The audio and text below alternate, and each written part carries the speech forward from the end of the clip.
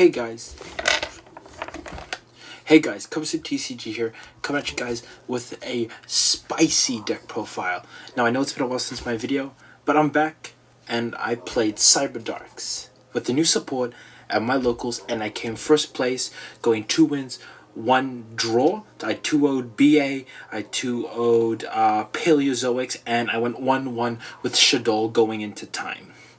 So here is the deck profile. Let's first start off with the main deck here. So we're playing 2 Cyberduck Chimera. This is one of the new cards. What this card does is we can discard a spell or trap to search Powerbond, and we can also banish cards from our graveyard as well when using Powerbond. And also when this card is sent to the graveyard, it is also Foolish Burial for Cyberdarks. But it only foolishes monsters with a different name from the ones in our grave. Still, extremely important card. Next, we're playing Triple Cannon. So this card basically searches Chimera. When we discard it, it can add a machine Cyberdark monster from our deck to our hand. During damage calc, if a monster equipped with this card battles, we can descend one monster from our deck to the grave. And if this card is sent to the grave while equipped to a monster, we can draw 1 card. This card is really important for a lot of our plays. That's why we're maximizing on it. Next, we're playing Triple Claw. This Claw is a lot like Cannon, except when we're discarding it, we're adding a spell or trap. When it's equipped during damage calc, where it's an extra Foolish Burial instead of just Foolish Burial. And when it is sent to the graveyard while equipped, we can target one Cyberdock in our graveyard and add it back to our hand. So it allows us to have some recursion as well. Next, as an additional play starter, we're playing Triple Core. And we're also playing 1 Herds to complement that. 1 Nashter to complement that. Core is really good as it adds basically all of our Cyberdark cards, since it searches for a Cyber Spell or Trap. And Nashter is also good for later on in the turn, or later on in the game, because Chimera has 2100 defense, which matches up with Nashter's requirement for special summoning. Next, we're playing also 1 Horn, 1 Edge, and 1 Keel. We're just playing these as one-off names because some of the Cyberdock cards require us to send or add cards with different names from the ones in our grave, so we're playing these for the extra names. And we're playing Attachment Cybern as well. What this card does, we can tag 1 dragon or machine cyber monster we control, equip this card from our hand or field to it. When this card is an equipped card, the equipped monster gains 600 attack.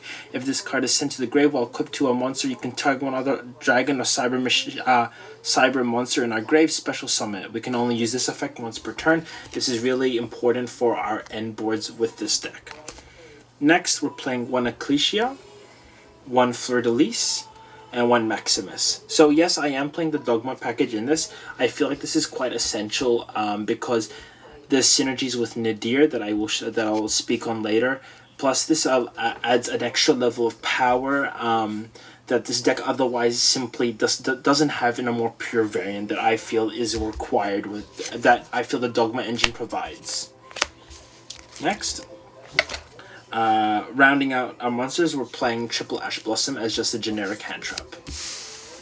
So for our spells, we're playing Cyberdock Realm. What this card does, it's an insane card in my opinion. When this card is activated, we can add 1 Cyberdock monster from our deck to our hand with different names from the one in our grave. During the main phase, immediately after this effect resolves, normal summon 1 Cyberdock monster. We can only use the previous effect once per turn. If an equipped monster from your graveyard, so if you equip a monster from your graveyard by the effect of a Cyberdock monster that activated when it was normal special summon, we can equip 1 from our opponent's graveyard instead. This card is honestly just insane. It is Rhoda, but it is also double summon. It allows us to go into a lot of our plays. When I was playing against Winda, actually, being able to just have an additional normal summon to further extend my plays while under Winda, I felt it was also extremely useful as well. So really good card. Next, we're playing triple Cybernetic Horizon. So what this card does, it's always treated as a Cyberduck card. We can send 2 dragon and or machine cyber monsters with different attributes to the grave, 1 of each from our hand and deck, to add a dragon or machine cyber monster from our deck to our hand. And if we do, we can send 1 machine cyber fusion monster from our extra deck to the grave. We can only activate 1 of this card per turn, and we cannot special summon monsters from the extra deck the turn we activate this card, except for machines. This card, quite simply, in any other archetype would probably be banned, in my opinion. Like Cyberdark is honestly fair. Like, this card is absolutely insane. It sends a card from our hand and Foolishes for cost. 2 extra Foolish and then to Rhoda. Like, the amount of searching that this deck does is insane. Sure, it loses to Droll, but like, this is the, like, arguably, in my opinion, that's the only hand trap you hard lose to. Like, everything else you can play through extremely well. Next, we're playing Triple Emergency. This is just simply more copies of Core, because Core plus a Cyberdark is like everything for us. Next, we're playing Triple Nadir. Obviously, because we're playing the Dogma engine. I will say as well, Nadir sending Entis, targeting Cybern to trigger Cybern's effect on our turn is extremely good. It comes up, especially if we don't have the Cyberdark trap, and it just further strengthens our end board. Next, we're playing 2 Powerbond. I was playing Overload Fusion as well on top of this. However, I cut it because my initial plan was I was going to play the Predaplant fusion that adds a fusion card when it's into the grave. But because I didn't have it, I chose to cut it to like lower my card count. But Powerbond is an extremely good card, both going first to set up our board, going second to OTK. The fact that it's searchable is insane. I wouldn't play 3 because it can be a little bit bricky in multiples. I feel like playing 2 is really good because if we draw 1, we can add another with Chimera. Overall, really good card. Next, we're playing 1 Cyberduck Inferno. This card is okay. It is another name. It adds a effect, destruction, protection. It adds like some protection to like our Cyberducks. So they can't be destroyed by card effects, they can't be targeted by card effects. So it turns like some of our otherwise weaker Cyberdarks into like mini towers basically. Also, it has also has a double summon effect, so we can return a Cyberduck to our hand to normal summon 1. And also when it's destroyed, we can add a poly or a fusion spell, which we don't really care about within this build. Next, onto the trap lineup. Triple Imperm, it came in the structure deck. It's also just a solid card all around. Triple Punishment. This card can conflict a little bit because we can't if we activate it, we can't then immediately go summon from our extra deck on our turn. However, just being able to send names, just being able to have the disruption is really, really good. Even like Untis, like sending an Untis, popping one of their monsters, then Untis popping our Cybern as well to trigger the Cybern is like really good. There's a lot of utility in this card outside of just general disruption. We're playing 1 Schism as well. This is to be expected with Maximus. Nothing really much to say about this card. And we're playing 1 Cyberlock Invasion. This card is a really good card if I was playing a more pure variant, if I wanted to either extend my card count or if I wanted to take out the Dogma engine, I would play more of this. What this card does is we can activate 1 of these effects per turn, target 1 Cyberdock effect monster we control, equip 1 dragon or machine from either grave as an equip spell, so it has some disruption against Dragon Link, which is relevant. Or its other effect, we can send 1 equip card we control, equipped to a machine monster to the grave to destroy 1 card our opponent controls. So this is traditionally used to send Cybern to get out Cyberdark Dragon. Overall, if you didn't want to play the Dogma engine, I would highly recommend bumping this up to 3. Maybe playing an Overload Fusion with a Verte, or playing like Strikes as well within the deck. Next, onto the extra. We're playing Cyberdark End. So this is the new boss monster. Must either be fusioned or special summoned by attributing 1 level 10 or lower Cyberdark fusion monster equipped with Cyber End Dragon, unaffected by opponent's activated effects, which is insane. It's extremely good, especially given the fact that it's 5,000 attack. And once per turn, we can equip 1 monster from either grave to this card. I wish this was a quick effect, but even if it isn't, the fact that, we can equip it once we can equip it once when we make it. We can equip another, or we can get 2 equips on it, and it is 5,000 attack. There's very few cards within this game outside of maybe Access Code or Bulbasaur Dragon that can really effectively interrupt and deal with this card. Next, onto some other stuff. We're playing 1 Cyberdark Dragon simply for a name. If we cannot, if we open a subpar hand and we can't make Cyberdark End Dragon, we end up just making Cyberdarkness Dragon. This card requires 5 Cyberdark effect monsters to fusion summon it. Must first be fusion summoned. When it is special summoned, we can target 1 dragon or machine monster from our grave and equip it, and it gains attack equal to the original attack of the equipped monster. When your opponent activates a card or effect, quick effect, we can send 1 equipped card you control to the grave to negate the activation.